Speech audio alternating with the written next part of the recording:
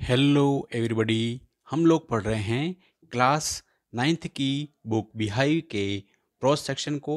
और आज हम शुरू करने जा रहे हैं इसका सेकंड लेसन, जिसका नाम है द साउंड ऑफ म्यूज़िक, अर्थात संगीत की ध्वनि या आवाज़। और इसका पार्ट नंबर फर्स्ट जो है वह हमारे सामने प्रस्तुत किया गया है। और पार्ट नंबर फर्स्ट जो है वो कह रहा है Evelyn Glennie's listen to sound without hearing it, अर्थात एवलिन ग्लेनी जो है वह आवाज़ को सुने बिना सुनती है। तो ये कैसे है, हम इसको पढ़ करके पता करेंगे। तो पार्ट फर्स्ट के बिफोर यू रीड के अंदर दे रखा है, God may have taken her hearing, but he has given her back something extraordinary. ईश्वर ने उसके सुनने की शक्ति को भले ही छीन लिया हो या वापस ले ली हो, किंतु उसके अंदर विलक्षण वस्तु अवश्य दे दी है। What we hear, जो वह अनुभव करती है, वह सुनती है, she feels, वह जो सुनती है या हम जिस सुनते हैं वह उसको वह अनुभव करती है। Far more deeply than any of us, और यह भी हम में से भी किसी से भी अधिक गहराई से वो इसको अनुभव करती है। That is why she expresses music so beautifully, और इसी कारण से वह संगीत को इतनी सुंदरता से व्यक्त करती है। जो सेकेंड इसका दे रखा है लाइन, उसमें बताया है, read the following account of person who fought against a physical disability and made her life a success story. एक ऐसे व्यक्ति की कहानी को यहाँ पर वर्णन किया गया है जिसने शारीरिक असमर्थता के विरुद्ध लड़ाई लड़ी और अपने जीवन की कहानी को सफल बनाया। पहले पार्ट की यहाँ शुरुआत हो रही है। Rush hour crowds just jostle for position on the underground train पर प्लेटफॉर्म। बढ़िया स्थान प्राप्त करने के लिए व्यस्त समय की वो भीड़ जो है वह भूमिगत जो रेलवे स्टेशन था, प्लेटफॉर्म था, उस पर धक्का मुक्की कर रही थी। A slight girl looking younger than her 17 years was nervous yet excited as she felt the vibration of the approaching train. एक छोटी और दुबली पतली लड़की जो अपनी आयु के 17 वर्ष से भी छोटी दिखाई दे रही थी, घबराई हुई किंतु बहुत ही उत्तेजित थी, क्योंकि वह समीप आ रही रेलगाड़ी के स्पंदन को अनुभव कर रही थी। It was her first day at the prestigious royal academy of music in London and daunting enough for any teenager fresh from the Scottish pharma. और लंदन की प्रतिष्ठित रॉयल एकेडमी ऑफ म्यूज़िक में यह उसका प्रथम दिन था और स्कॉटलैंड के फार्म से आई किसी नई किशोरी के लिए पर्याप्त डराने वाला भी था। But these inspiring musician forced a bigger challenge than most, she was profoundly deaf. किंतु इस आकांक्षा रखने वाली संगीतकार के सामने तो औरों से भी बड़ी चुनौती थी, क्योंकि वह पूर्णतः बहरी थी। सेकेंड पैराग्राफ दे रखा है, Evelyn Glennie's loss of hearing had been gradual. Evelyn Glennie की जो सुनने की जो शक्ति थी, उसका हास जो था वह या उसकी कमी जो थी वह धीरे धीरे हुई थी। Her mother remembers noticing something was wrong when the 8 years old Evelyn was waiting to play the piano. और उसकी माँ को याद आता है कि उसने देखा था कि कुछ गड़बड़ है जब 8 साल की एवलिन पियानो बजाने की प्रतीक्षा कर रही थी।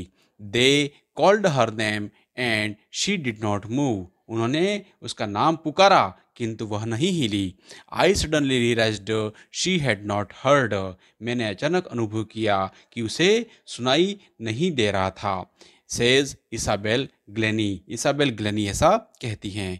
For quite a while Evelyn managed to conceal her growing deafness from friends and teachers. काफ़ी समय तक एवलिन अपनी सहेलियों और टीचर से अपने बढ़ते हुए बहरेपन को छुपाने में सफल रही। But by the time she was 11, her marks had deteriorated and her headmistress urged her parents to take her to a लेकिन जब वह 11 वर्ष की हुई तो उसके अंक कम मिले, तो उसकी मुख्य अध्यापिका जो थी उसने माता पिता से आग्रह किया कि स्पेशलिस्ट कि वह किसी उसे विशेषज्ञ के पास में ले जाएं। It was then they discovered that her hearing was severely impaired as a result of gradual nerve damage. तब जानकर जाकर के ये पता चला कि स्नायु के धीरे धीरे खराब होने से उसकी सुनने की जो शक्ति थी वह गंभीर रूप से बिगड़ चुकी थी। They were advised that she should be fitted with hearing aids and sent to school for the deaf। और उसको यह परामर्श दिया गया उनके माता पिता को कि उसको श्रवण की जो यंत्र हैं वह लगवाए जाएं और बहरे को विद्यालयों में भेजा जाए। Everything suddenly looked black says Evelyn. प्रत्येक जगह अचानक अंधकार दिखने लगा, अर्थात उसे निराशा होने लगी। एवलिन ऐसा कहती है। तीसरे पैराग्राफ में, but Evelyn was not going to give up. लेकिन एवलिन जो थी वह आशा छोड़ने वाली नहीं थी। She was determined to lead a normal life and pursue her interest in music. और उसने सामान्य जीवन जीने व संगीत सीखने के अपने प्रयास जारी रखने का दृढ़ निश्चय किया। One day she noticed a girl playing a xylophone and decided that she wanted to play it too. और एक दिन एक लड़की जो कि जाइलोफोन बजाते हुए जिसने देखा तो उसने निश्चय किया कि वह भी इसे बजाना चाहती थी। Most of the teachers discouraged her but percussionist Ron Forbes spotted her potential. बहुत से अध्यापकों ने उसे निरुत्साहित किया, किंतु ताल वादक जो रॉन फॉब्स थे उसने उसकी भावना और ये भावी योग्यता की पहचान कर ली थी। He began by turning two large drums to different notes। उसने दो बड़े ढोल अलग अलग ताल पर बजाने आरंभ किए, शुरुआत की उन्होंने। Don't listen through your ears। उन्होंने कहा अपने कानों से नहीं सुनना है। He would say, वो कहते हैं, try to sense it some other way. इसको किसी अन्य ढंग से अनुभव करने का प्रयास करो।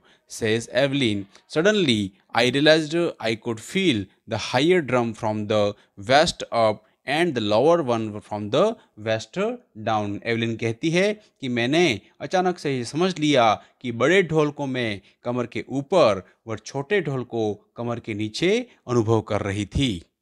Forbes repeated the exercise. Forbes ने वह अभ्यास जो था वह बार बार दोहराया। And soon Evelyn discovered that she could sense certain notes in different parts of her body. और एवलिन ने देखा कि कुछ स्वर जो थे वह उसके शरीर के अलग अलग अंगों पर महसूस हो रहे थे। I had learned to open my mind and body to sound and vibrations। मैंने अपने मस्तिष्क और शरीर को ध्वनियों के स्पंदन के प्रति खोलना सीख लिया था। The rest was sheer determination and hard work। और शेष तो केवल दृढ़ संकल्प और कठिन परिश्रम ही था। चौथे पैराग्राफ में कहा जा रहा है, she never looked back from the point onwards. और उस समय से उसने कभी पीछे मुड़ करके नहीं देखा। She toured the United Kingdom with a youth orchestra and by the time she was 16। उसने एक युवा वाद्य यंत्र के साथ में वाद्य यंत्र वृंद अर्थात एक ग्रुप जो था उसने यूनाइटेड किंगडम की यात्रा की, और जब तक कि वह 16 वर्ष की हुई थी। She had decided to make music her life. उसने तब तक संगीत को अपना जीवन बनाने का निश्चय कर लिया था। She auditioned for the royal academy of music and scored one of the highest mark in the history of the academy. उसने रॉयल एकेडमी के अंदर ऑफ म्यूजिक में ध्वनि का जो परीक्षा थी उसके अंदर अकादमी के इतिहास में उसने सबसे अधिक अंक प्राप्त करने में सफलता उसने प्राप्त की थी। She gradually moved from orchestra work to solo performance. और वह धीरे धीरे जो वाद्य को ग्रुप होता है उससे हट करके एकल प्रदर्शन करने लगी।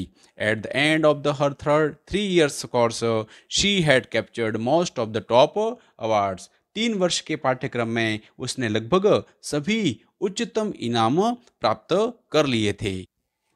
5वें आप गए, एंड ऑल ऑफ दीज और इतना होने पर भी Evelyn won't accept any hint of heroic achievement. वो एवलिन यह जरा भी मानने का संकेत नहीं देती कि उसने बड़ी वीरतापूर्ण उपलब्धि प्राप्त की है।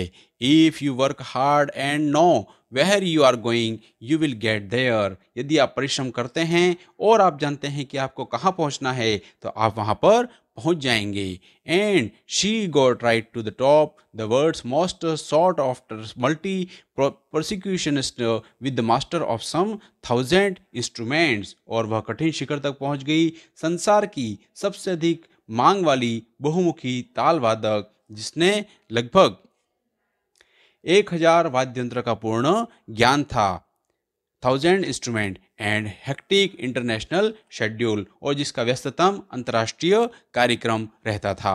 छठे पैराग्राफ में it is intriguing to watch Evelyn function to so effortlessly without hearing. और एवलिन को श्रवण शक्ति के बिना प्रयास किए संगीत बजाते हुए देखने से विस्मय होता है। In our two hour discussion she never missed a word.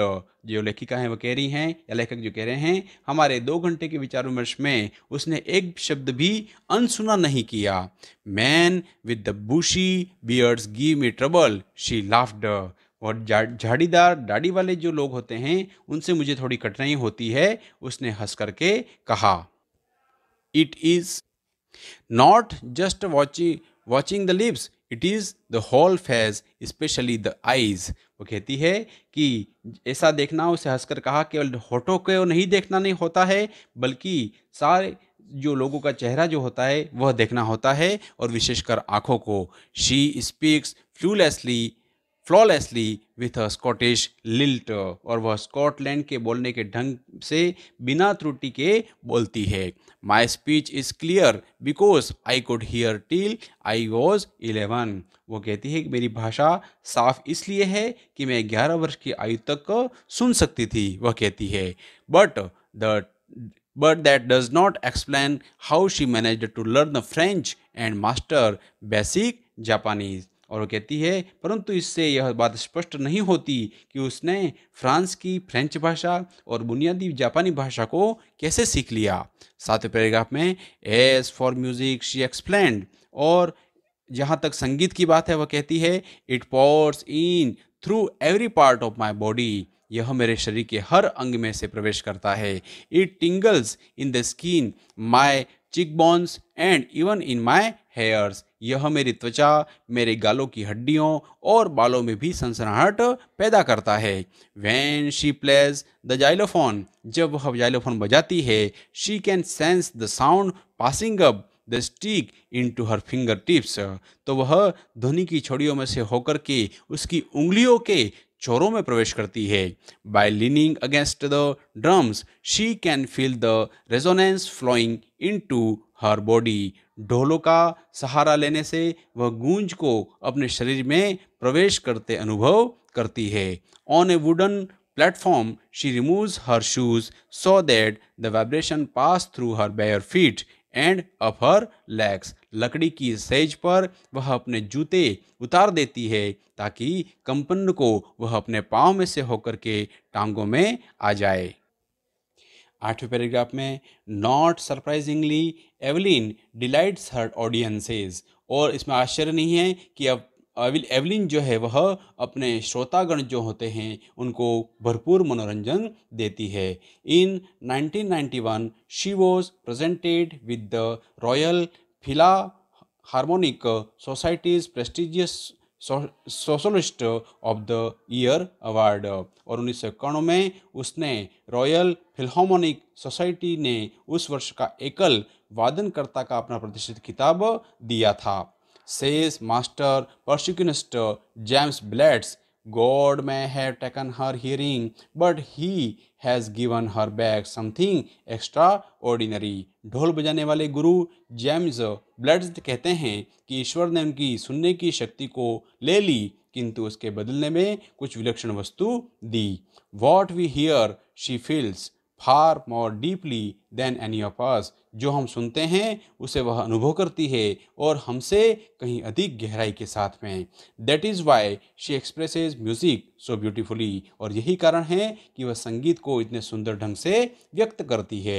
9th paragraph के अंदर Evelyn confesses that she is something of A workaholic. Evelyn यह स्वीकार करती है कि उसे काम का नशा है। वो कहती है I have just got to work often harder than classical musicians. मुझे परिश्रम करना ही होता है, प्राय संगीत शास्त्री जो संगीत से भी अधिक, परंतु इसका फल भी व्यापक है। But the rewards are enormous apart from the regular concerts. सामान्य संगीत सभाओं के अतिरिक्त Evelyn also gives free concerts in prisons and hospitals. और वह जेलों और अस्पतालों में भी मुफ्त संगीत की सभाएं करती थी। She also give high priority to classes for young musician. वह युवा संगीतकारों की कक्षाओं को अधिक महत्व देती है। And Richlin of the Beethoven Fund for Deaf Children says. और Beethoven Fund for the Children की एन रिचलिन कहती हैं she is shining inspiration for the deaf children. वह बहरे बच्चों के लिए उज्ज्वल प्रेरणा है। They see that there is nowhere that they can not go. वे देखते हैं कि कोई ऐसा स्थान नहीं है जिसे वह प्राप्त नहीं कर सकते हैं। 10वें पैराग्राफ में और अंतिम पैराग्राफ में Evelyn Glennie who has already accomplished more than most people twice her age. Evelyn Glennie अपनी आयु से दुगने बड़े हुए बहुत से लोगों से अधिक सफलता प्राप्त कर चुकी है। She has brought percussionist to the front of the orchestra. और उसने ताल वादन को ऑर्केस्ट्रा में अग्रणी स्थान दिलाया है। And demonstrated that it can be very moving. और यह प्रदर्शित किया है कि यह बहुत अधिक प्रभावशाली हो सकता है। She has given inspiration to those who are the handicapped. उसने विकलांग लोगों के लिए प्रेरणा दी है। और people who look at her and say. और लोग जो उसको देखकर कहते थे if she can do it, अगर वह ऐसा कर सकती है, आई कैन, तो मैं भी कर सकता हूँ। And not to the list she has given enormous pleasure to millions. और सबसे बढ़कर बात यह है कि उसने लाखों लोगों का मनोरंजन किया। तो इसी के साथ हमारे जो राइटर हैं डियो बोरा कावले, इनकी यह जो प्रेरणास्पद कहानी है यहाँ पर समाप्त होती है।